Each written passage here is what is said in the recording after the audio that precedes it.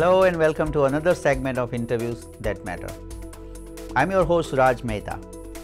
Friends, in this segment, we bring those guests who influence our lives. This includes elected officials, policymakers, heads of major organizations, and other dignitaries. It is my sincere hope that the knowledge brought in by these guests will help our community. Today, we have such guests, Dr. Walter Copan, who is responsible for commercializing all the new inventions at the Brookhaven National Laboratory. This interview is divided into two episodes. Let's begin with the first episode. Dr. Copan, welcome to the show, sir. Raj, thank you so much. It's a pleasure indeed to join you today. Thank you for taking time today. So now you are with Brookhaven National Lab for 3 years approximately. Yes, that's right. Right. So give us the overview of Brookhaven National Lab and what it does and what are the functions of lab. Brookhaven Lab is a core laboratory of the U.S. Department of Energy. Okay. It is primarily sponsored by the Office of Science of the Department of Energy, which is actually the largest funder of basic research into materials and energy in this country. And so the Office of Science really looks to a contractor, Brookhaven Science Associates, which is a special purpose company established by Battelle Memorial Institute out of Columbus, Ohio, in a limited liability company with Stony Brook University and the Research Foundation of the State University of New York system that manages the laboratory on behalf of the Department of Energy. So it's government-owned, contractor-operated for the Office of Science. It is a multi-purpose laboratory with major user facilities that are available actually free of charge for scientific research as well as for proprietary research. And it is a wonderful series of facilities that are available for research collaborations ranging from fundamental nuclear physics, the relativistic heavy ion collider, affectionately known as RIC, is the atom smasher of the United States. The sister facility is the Large Hadron Collider at CERN at the French-Swiss border in Europe. And many international collaborations with research facilities, with universities, and also with the corporate sector takes place at Brookhaven National Lab. The research goes from the development of the instrumentation and the capabilities to carry out these fundamental experiments in the origins of the universe, the fundamentals of matter. And in carrying out those types of experiments, we not only learn more about new forms of matter, how to make it, how to use it, but we also develop the instrumentation and the electronics and the data processing systems to carry out those experiments. And so those activities result in the development of new discoveries and inventions. Brookhaven Science Associates actually holds the patents then that we try to bring to the commercial marketplace. So working with entrepreneurs, working with large companies to see whether the problems that are being solved through these inventions can be further advanced toward the commercial marketplace together or with investor financing or directly at the laboratory. So the research portfolio includes energy science and technology and energy applications, including new renewable energy approaches, solar energy technologies, new batteries and energy storage, the electric power grid, and how we can better manage and utilize the energy resources as we transmit and distribute that energy, looking at novel ways then of using traditional sources of energy, whether it's natural gas or petroleum or biofuels or even renewable sources like wood and other types of biomass, and converting that into energy, converting those materials into new chemicals, feedstocks for the future, using sunlight to drive new kinds of chemical transformations, that would result in direct production of energy, new types of fuels that come from that research, and in many ways advanced materials. And so we are actively engaged now as a result of this research in marketing our technologies and making them available to the commercial marketplace. We work with entrepreneurs who are interested in taking a company from the very beginning and working with the scientists at the laboratory with the solid foundation of perhaps a patent or copyright or other intellectual property that's been prepared for the primary purpose of getting new businesses started and to create economic activity, economic vitality in this nation beginning right here on Long Island, New York. Very good, very good. So, how many scientists work over there at Brookhaven National Labs? Well, the total population there at the laboratory is around 3,000. The majority of them are actually scientists and engineers, and the rest are support staff, including my office, Technology Commercialization and Partnerships, which is really one of the groups serving as a bridge between the laboratory and the commercial marketplace, as well as support services to bring businesses forward out of the research. What is the process of, let's say, scientist is working in a lab, he has created something. Now, that something there has to be a process from that something to commercialization. So what is the whole process? Can you describe us that? Yeah, I mean, just very briefly, there is first the discovery aspect. Do I have an invention or not? And that is very often a dialogue between the scientist and members of our technology commercialization team that works side by side with the intellectual property legal group. So these reviews take place on a very regular basis of the inventions, the discoveries. Sometimes a scientist is even in the process of preparing a publication, very excited about the results of their work, and as part of that discussion of the new paper that's being prepared, we identify that there actually is an invention that's part of that. So as then the next step, if we have an invention, it's something that can be patented or protected in some way, then there's really the assessment of the commercial opportunity. Is it worth investing in? And is it worth investing in for international protection as well? Because many corporations are interested in the U.S. as part of the global marketplace. And in many cases, we're seeing technologies that are first being commercialized in Asia now by subsidiaries or by partners of U.S.-based corporations. And so a patent strategy, international assessment is done of where the commercial markets are. What is the pain in the marketplace that can be solved through this technology? Is there somebody who'd be willing to pay for it? And in many cases, we really have our team of commercialization experts that have the job of being prophets and prophetesses of where can this invention go. In many cases, it's a very early stage discovery, and it will require multiple steps to be brought to the commercial marketplace. And so as part of that process then, patenting, intellectual property protection, the development of a business model is really a key integral part of that.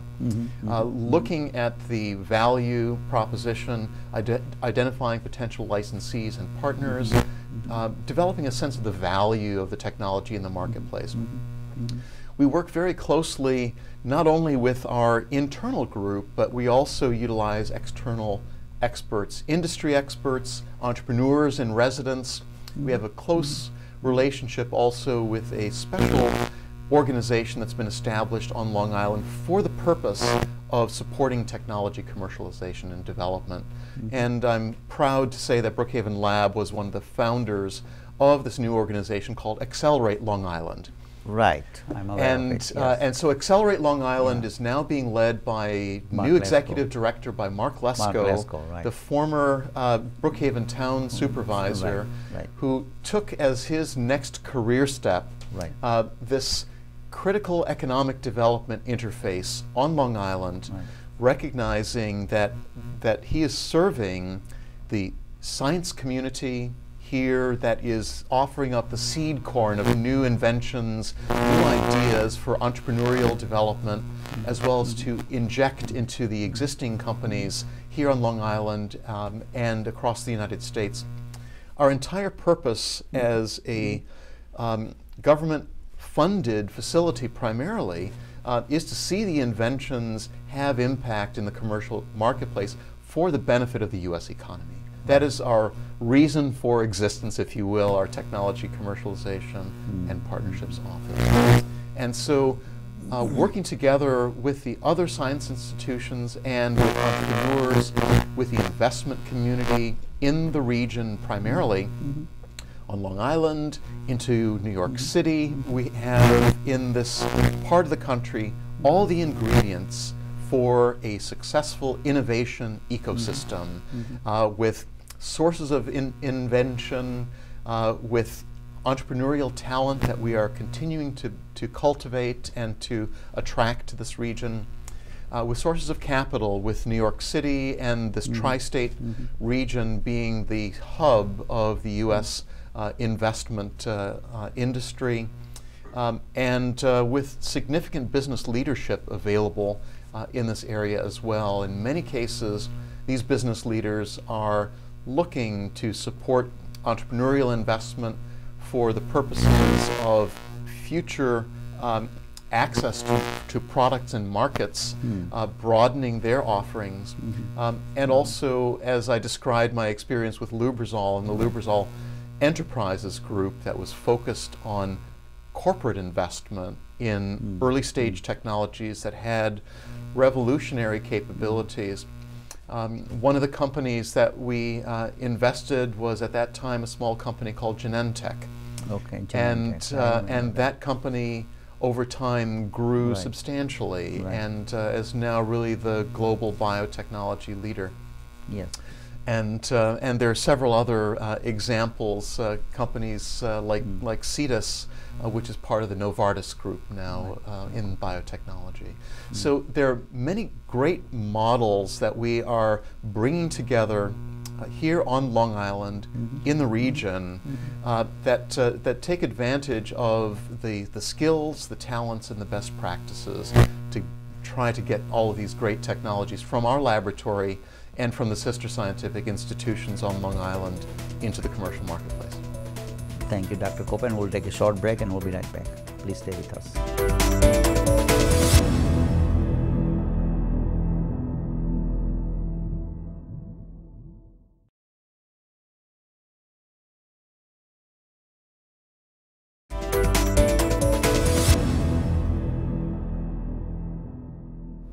Welcome back. We're having a conversation with Dr. Copan. Dr. Copan heads the commercialization of the inventions by Brookhaven National Lab and other laboratory. He is the head of that department, and his primary job is really to take the inventions from our scientific laboratories and, you know, helping commercialize those products.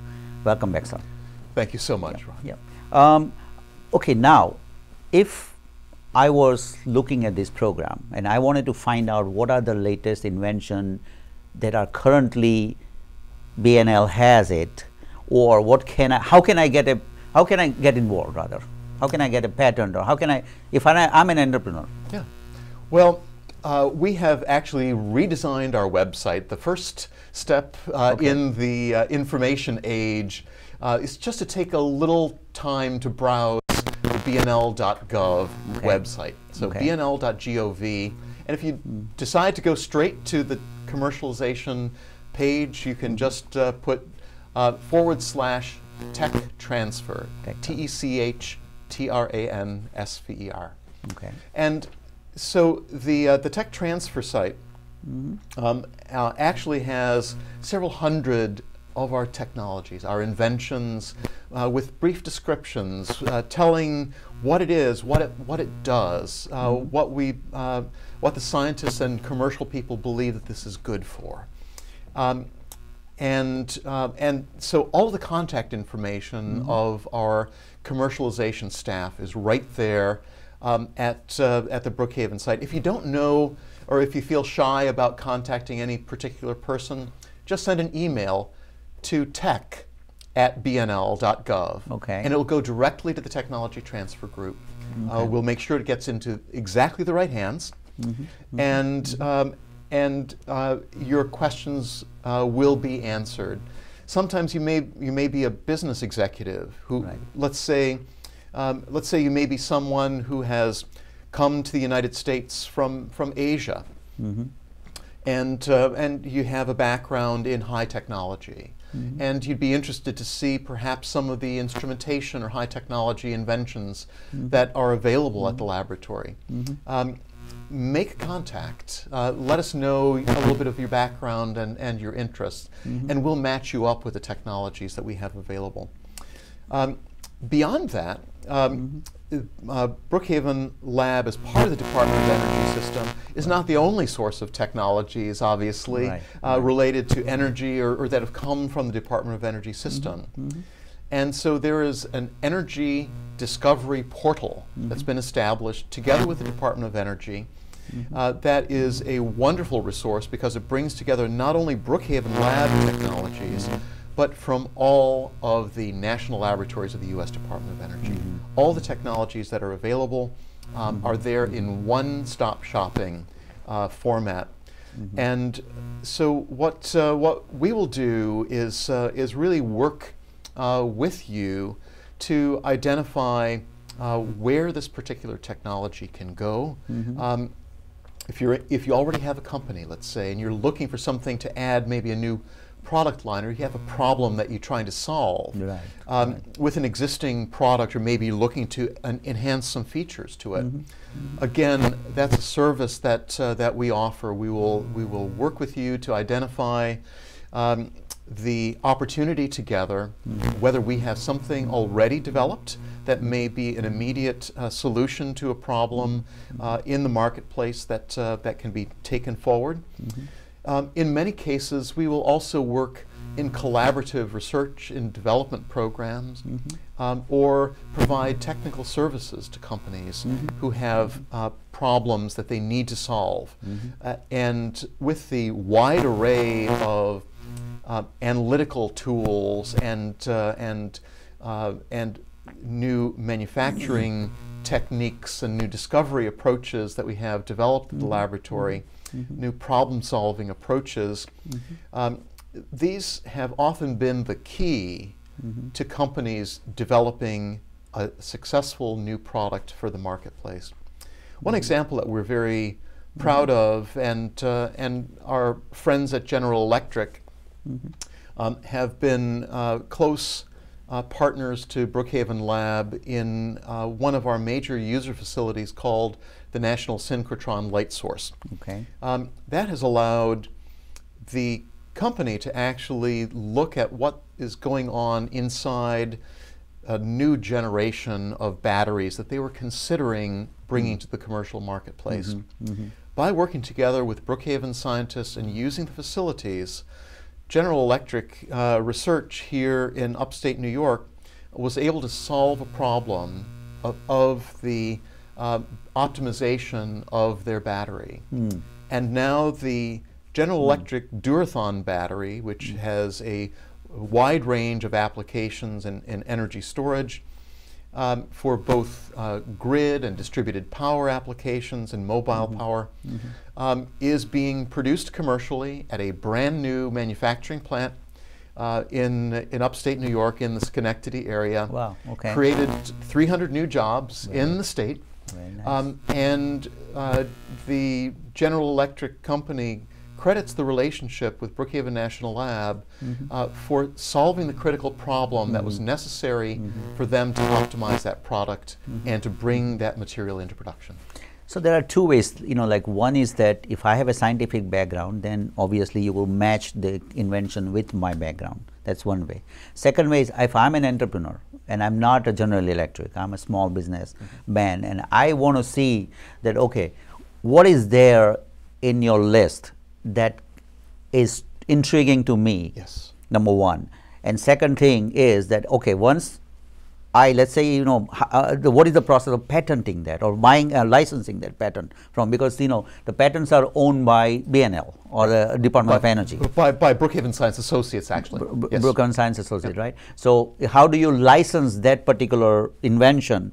And then once that, then the real challenge begins of getting money. Exactly, right? exactly. So give us some thoughts of new thing, because you know, if I'm obviously, as I said before, that you know everybody wants to see something before they put money into anything. It's very important actually to try to get to that stage of having a working prototype or having the material actually available to demonstrate to a potential investor that this is something that's real, something that's worth investing in.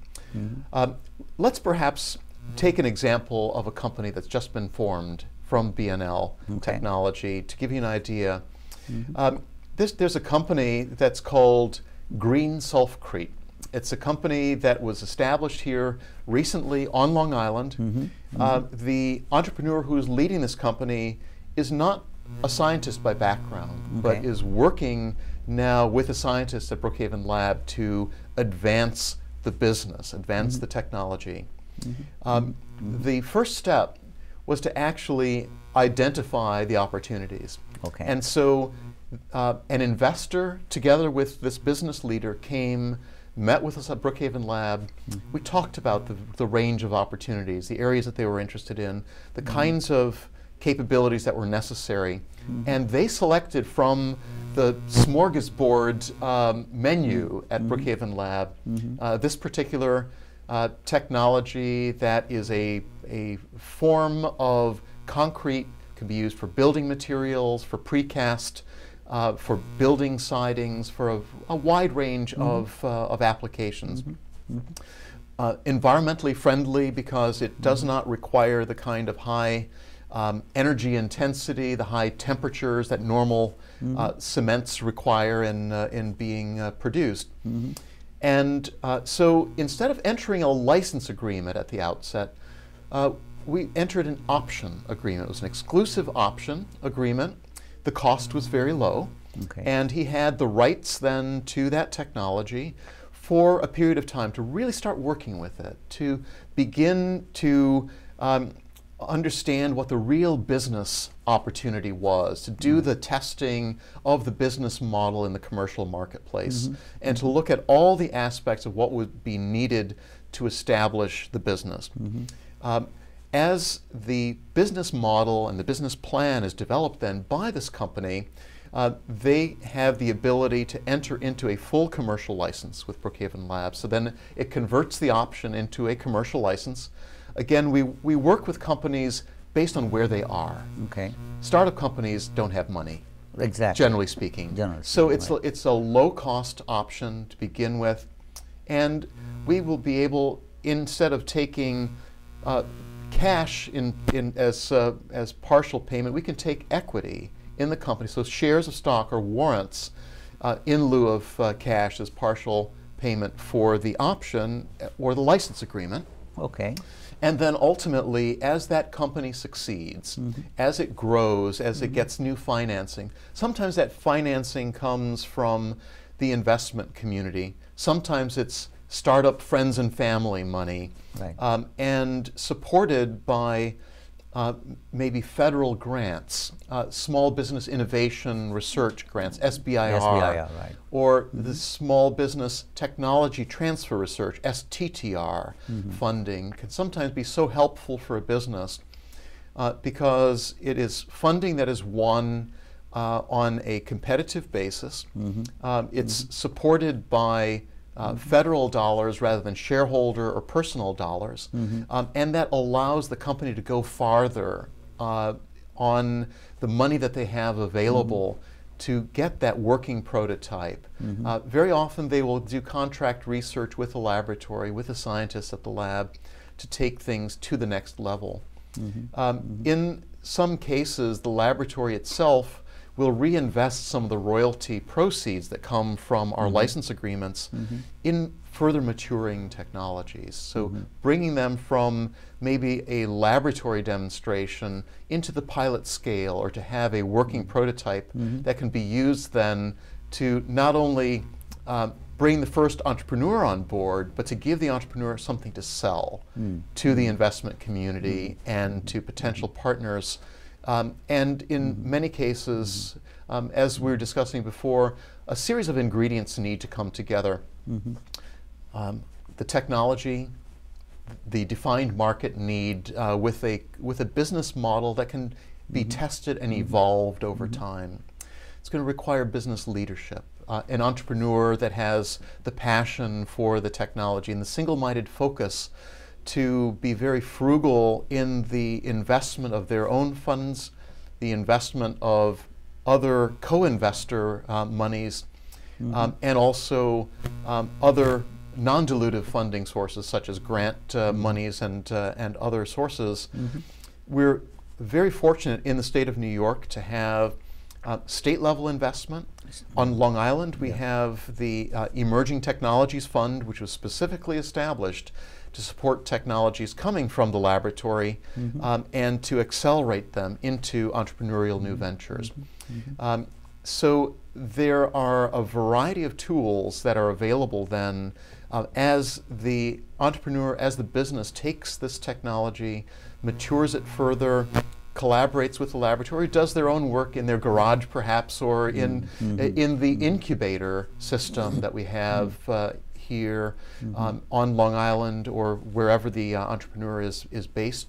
So we work very closely with Stony Brook University, for example, and their incubator network, as well as the other economic development facilities on Long Island and within the region.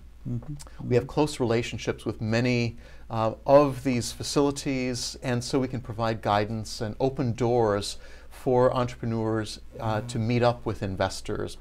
And at the end of the day, our goal is the same as the business leader, is to see the technology successfully utilized in the commercial marketplace in a way that makes impact.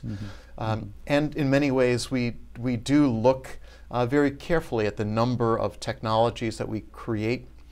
We have to be frugal about how we invest our funds in those things that are the most promising inventions.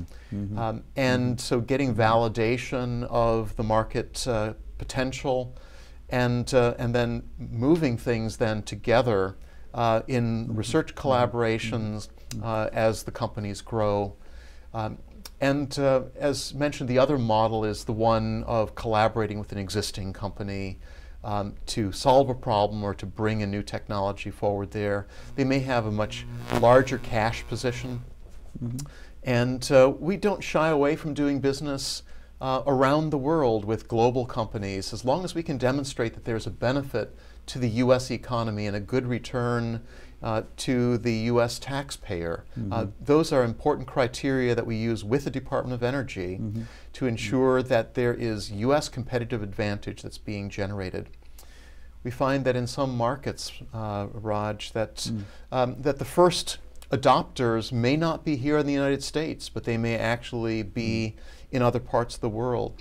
A perfect example is a license that Brookhaven entered with a catalyst and fuel cell company based in Japan. Now that company is a supplier to the global transportation and energy sector, but it turns out that the US manufacturers purchase from that company that's based in Japan. They are regarded as the global leader in these catalysts. And so the decision was taken with the support of the Department of Energy that this deal made a lot of sense.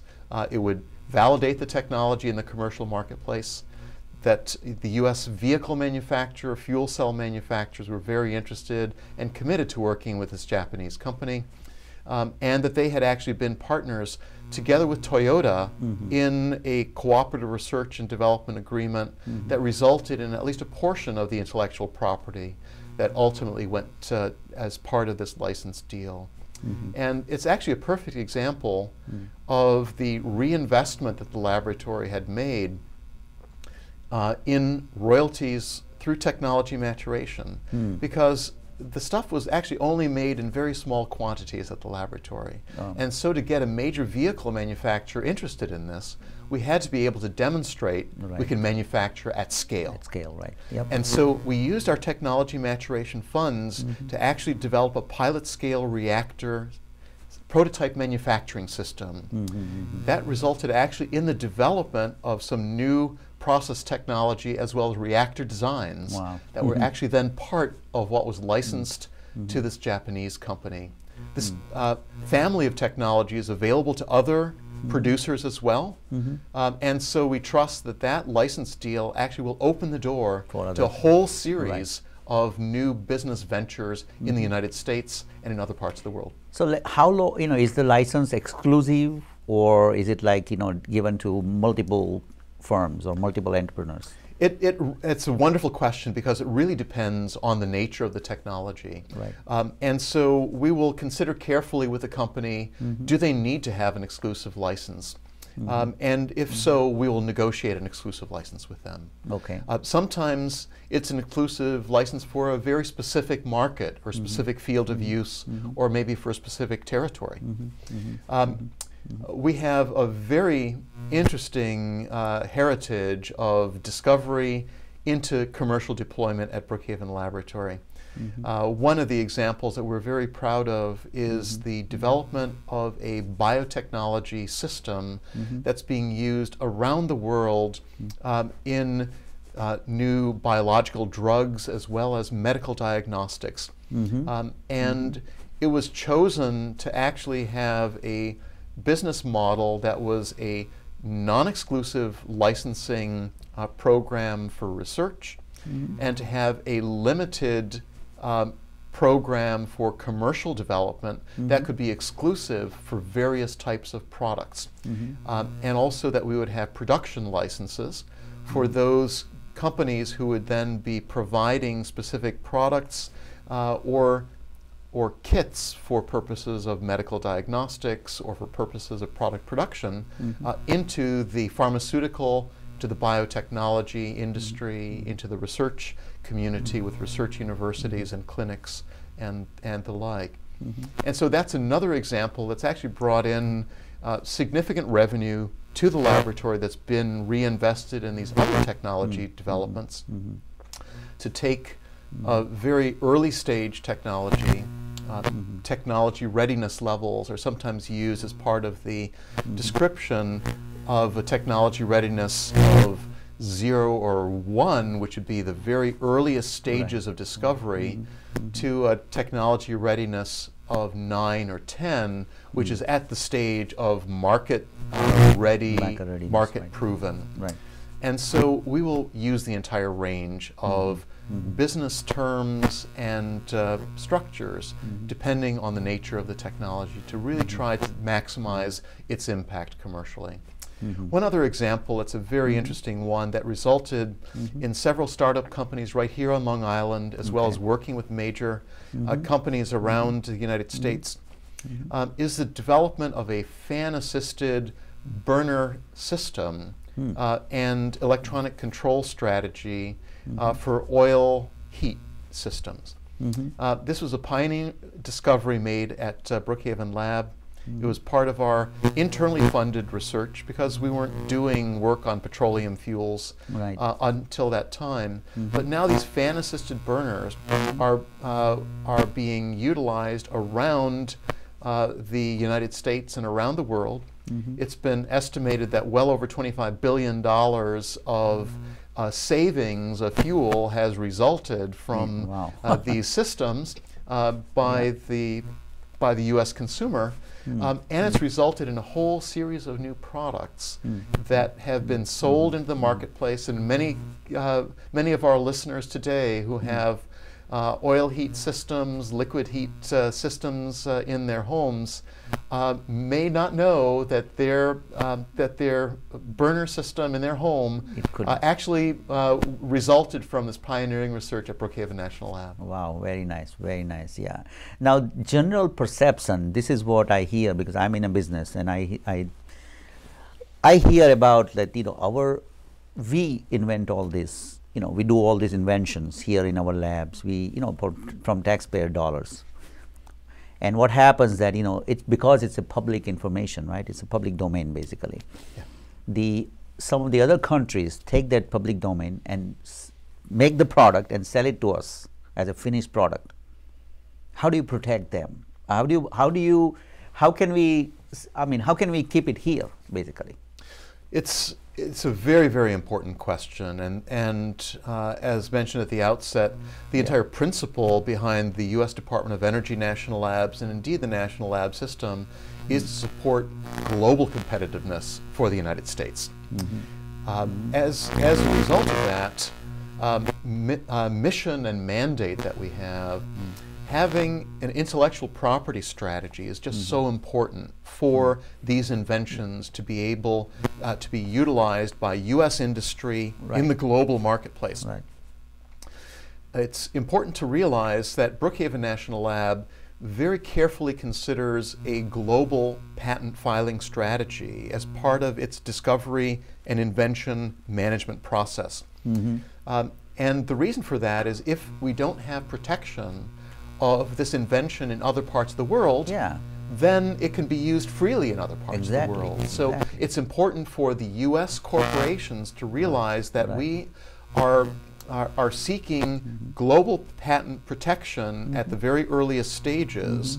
And so what we do then as a laboratory and as a commercialization group is we offer these technology at the very early stages of the patent protection process to U.S.-based corporations as well as to others, so that we can collaborate with the company in the global patenting strategy, so that it can be made available to the company with the kind of protection that they need to succeed in the global marketplace.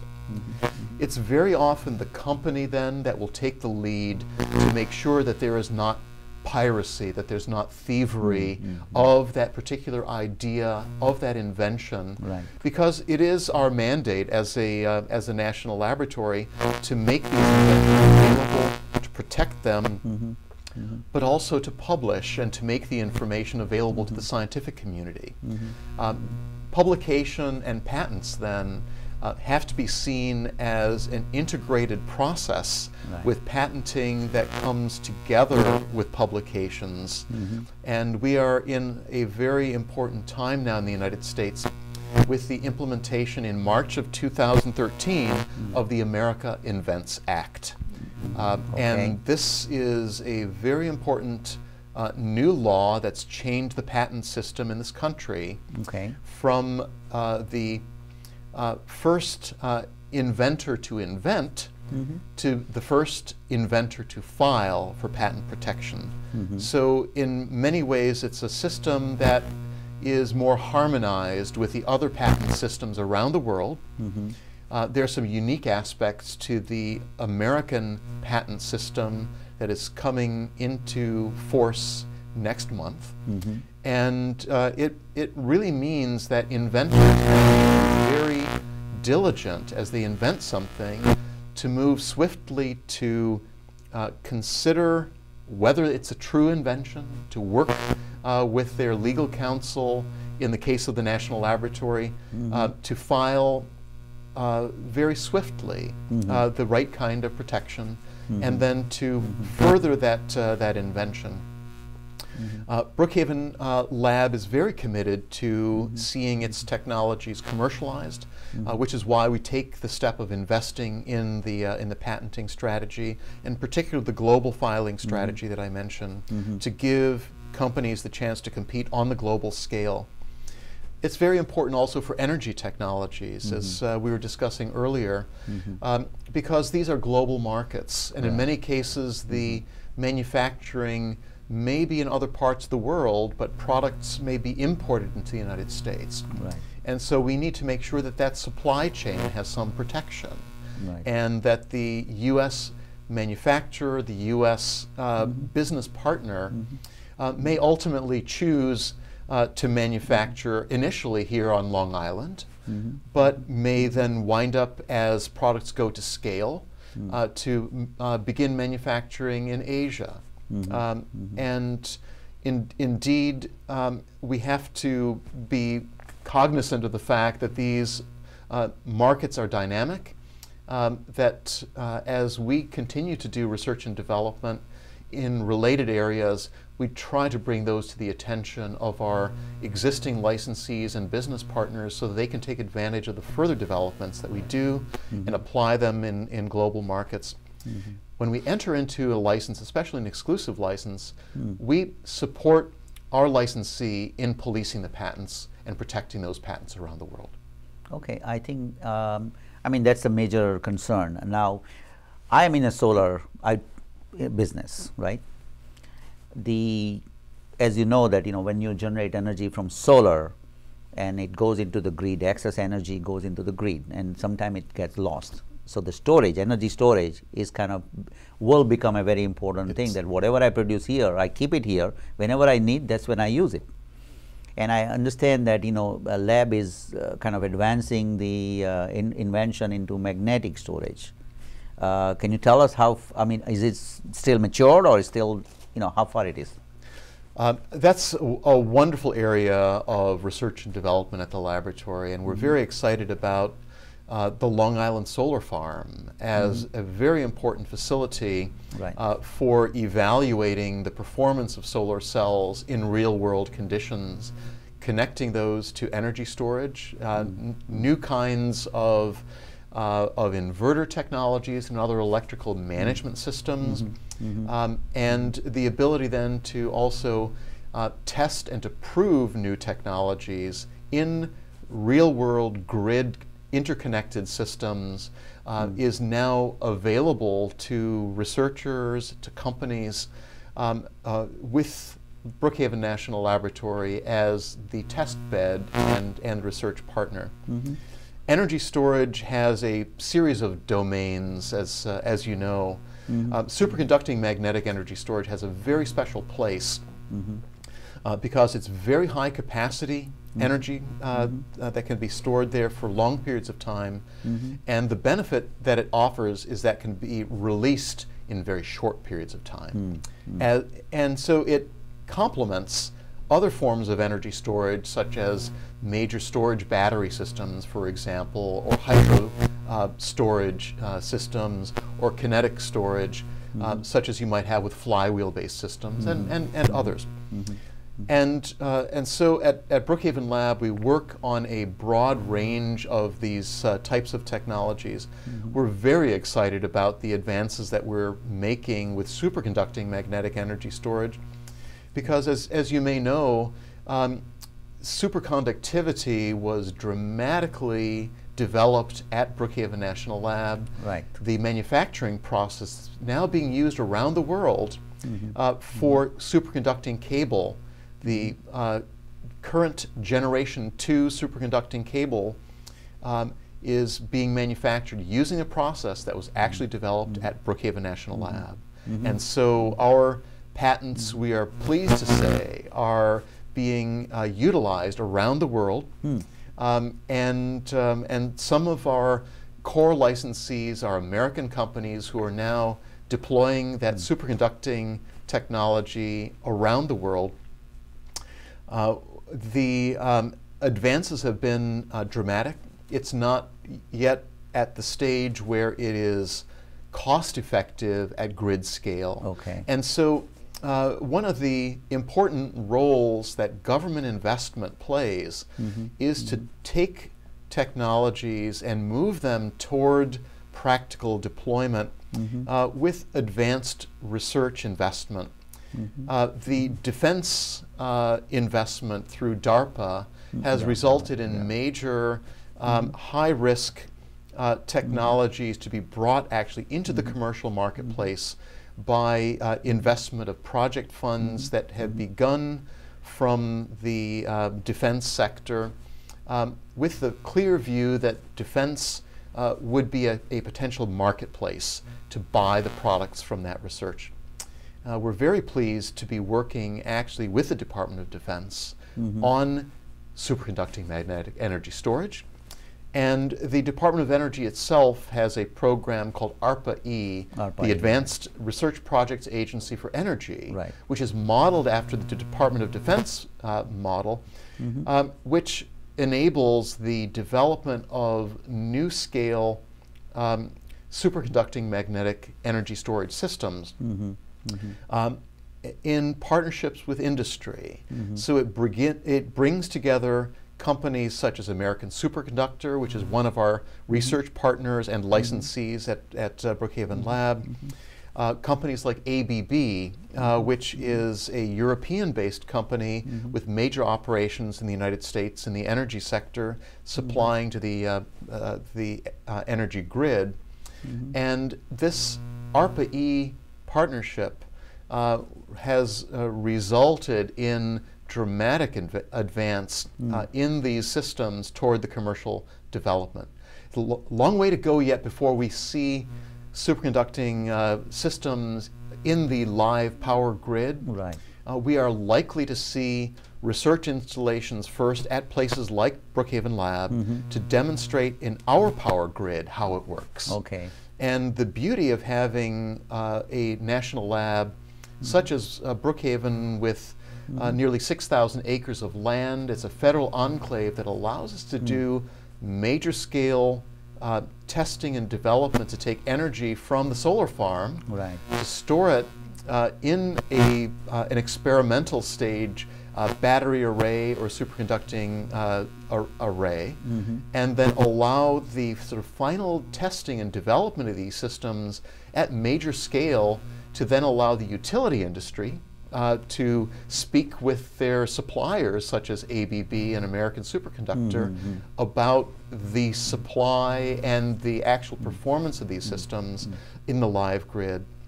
We're very proud of our relationships with industry.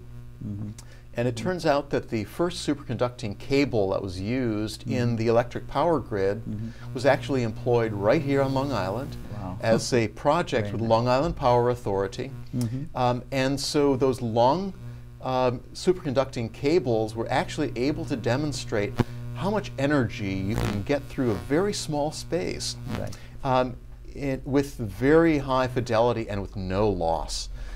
There's a lot of power loss that actually happens in the electric power grid, as you were speaking about. Exactly right, yeah. And so one of the challenges that Brookhaven Lab is addressing with its Smarter Grid program, which is something that's been funded to an initial stage actually by the state of New York through a special program of economic development with the New York Empire State Development Corporation. Which has been a partner in economic development initiatives here across the state. The New York State Energy Research and Development Authority, NYSERDA, has been a phenomenal partner in taking technologies from the laboratory, funding their demonstration with commercial partners in the electric power grid or in other types of applications. And so the Smarter Grid program is actually going to be, I think, a wonderful opportunity for us to reduce the kind of energy losses that we have in the grid, to truly make the grid smarter than it is today. As we look at the efficiencies of the grid in New York State, there are major opportunities to improve performance because of the phenomenal demand for electric power, the very high population density that we have in the region. We have wonderful efficiency opportunities, but we also have tremendous line losses and distribution losses within the system, with infrastructure in the electric power industry that in many cases is very, very old. It's an industry that's slow moving, that is risk averse, and what we do then as partners to the electric power industry is we're actually able then to demonstrate to them the performance of new systems, new grid scale performance, whether it's distribution, energy management, or energy storage, or the renewable energy integration intelligently into the electric power grid. And And so this data that's being demonstrated now in New York State, it's a public-private partnership in so many aspects. And we're very fortunate here on Long Island, in New York State, to have these focused partners in commercial development, such as NYSERDA and the Empire State Development Corporation. New tools are being established now to support entrepreneurial companies to have co-investment and investment support that brings a certain amount of public money into New York State companies that are trying to bring energy technologies or novel clean tech approaches to commercial development.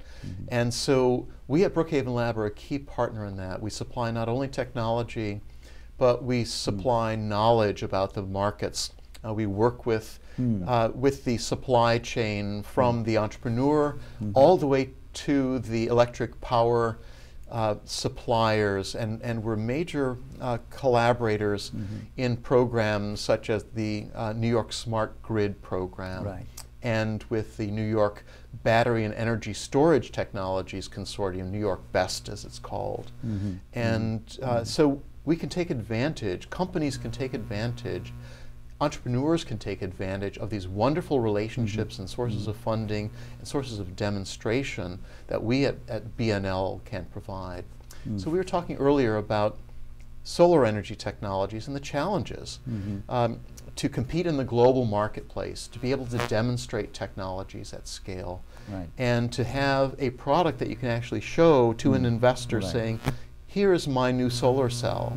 I've been able to demonstrate this through testing with the Brookhaven National Laboratory. I've been able to manufacture this at a pilot scale facility that Brookhaven introduced us to. And we've now been able to demonstrate that this can be part of an integrated system that's grid interconnected with practical energy storage technologies. Can we invest? And to have a credible story to bring to the investor. We know it's a challenging road. The path of the entrepreneur is the path of developing and testing new business models. And we're at Brookhaven Lab are committed to working with entrepreneurs, in many cases through that valley of death, as it's called, the valley of navigating a new business model and bringing it successfully into that first product in the marketplace that will demonstrate credibility, that will bring cash flow, that will be an early success for the investors in that company, that can build market traction and shareholder returns. And from my background, and I spent some time at the beginning of our interview to say that I understand the problems of industry. We at Brookhaven Lab have walked in your shoes. And we feel the pain of the entrepreneur. We've been there making investor pitches on the other side. We've put our investor dollars into enterprises like yours in the past. And so we'll walk that journey with you to the extent that we can without crossing that line of conflict of interest, because we need to be an honest broker of the technologies.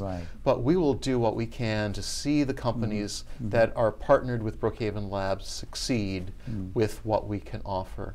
And I hope I've given you today some new insights into capabilities available at the laboratory that are not just what you read about in the science press, the God particle, the Higgs boson that Brookhaven Lab is known for, this wonderful discovery science in nuclear physics, in astrophysics, and studying dark energy and other phenomena of the origins of the universe and matter and life. We also work very practically with scientists, with engineers, with corporations across the entire supply chain. And we also understand the importance of demonstrating technologies in practical ways, understanding the journey from the early stage technologies. We talked about TRL 0 and 1, which is very often the starting point of what we develop at a national laboratory. but then visioning the future with an entrepreneur, with an investor, and then developing intellectual property strategies globally together that can take advantage of the company's ability to guide where the patents should be filed and how they should be protected, to collaborate in the further maturation, the product development, the problem solving that inevitably goes forward as part of these programs. Realize that we have many people from around the world who are part of the research and development teams at Brookhaven Lab. We've reorganized our laboratories to be interdisciplinary in nature because the world is changing, and the lines between biology and chemistry and material science and physics are blurred, and bring together a multidisciplinary approach to solving these problems is what Brookhaven Lab does best. So we look forward to the chance to share more about our technologies, to have people who are interested from this program today and who send us an email, tech@bnl.gov, who maybe spend some time at the BNL website, who listen to our investor presentations, who come hear our scientists at our various lectures, who hear our investor presentations about new opportunities that are coming out of Brookhaven Lab, and also investors who wish to support some of the inventors and some of the entrepreneurs who have already taken those first steps toward the commercial marketplace. And so we look forward to those opportunities to take the next great technology to the commercial marketplace. Well, this was a wealth of information that you have provided us, Dr. Copan, and I'm sure that there are many viewers who would be interested in, from investors' point of view or from the entrepreneur point of view, because our community has a lot of those. Absolutely, Raj. We have a wealth of resource. As mentioned before, it really is so much about just bringing these pieces together, isn't it? To identifying the opportunity. So often it's driven by an event. It might be someone is laid off from their job, they're a business executive, and they say, I'd like to see what Brookhaven Lab might have to offer me as a person who is interested in the next big thing. I have the passion for clean energy technology, or I know about the internet, or about software-based businesses. What's available at Brookhaven Lab? I'm interested in the Department of Homeland Security and perhaps some of the new detector technologies. I have a background in biomedical technology, and I know that Brookhaven Lab has worked in new imaging approaches, and I've heard about some new companies that have come out of Brookhaven Lab that are offering new medical diagnostic procedures. Maybe I can be the next leader of such a business. There are so many ways in which we can offer business solutions that start from great technology and great resources available here on Long Island. Look forward to that opportunity. Thank you so much. Thank you for joining us today. If you have any question, comment, suggestion, you can email me at rajmitv@gmail.com. Again, that's rajmitv@gmail.com. All of our prior shows are on YouTube or on Infosys International website, which is www.infosisinternational.com. Until next time, thank you very much. See you. Thank you.